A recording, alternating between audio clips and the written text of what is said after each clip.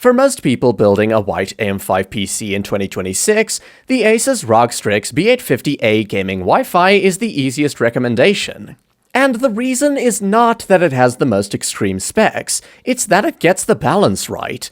This board has the kind of design that immediately makes sense in a white build. ASUS gives it a true white PCB look with matching silver and white heatsinks, and visually it does a better job than a lot of boards that are technically white-themed but still look more silver or mixed in person. If the motherboard is going to be a visible part of the build, that matters. Feature-wise, it also lands right where most people need it to. You get Wi-Fi 7, 2.5GHz Ethernet, a Gen 5 GPU slot, 4 M2 slots in total, and a layout that feels modern and complete for a mainstream gaming or productivity system. ASUS also clearly documents one of the key lane sharing caveats. If you use the second full-length PCIe slot in a certain way, one of the M2 slots is disabled.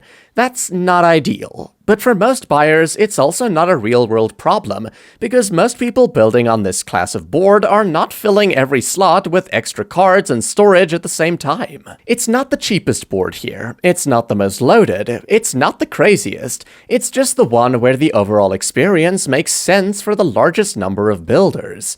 Now, compared with a board like the ASRock B850 Steel Legend Wi-Fi, the ASUS is the cleaner mainstream choice if you care a lot about the visual identity of the build.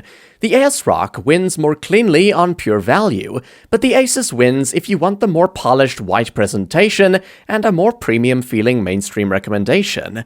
Compared with the MSI MPG X870E Edge TI Wi-Fi, the ASUS is the smarter buy for people who don't need premium-tier extras like onboard USB 4 and 5GB networking.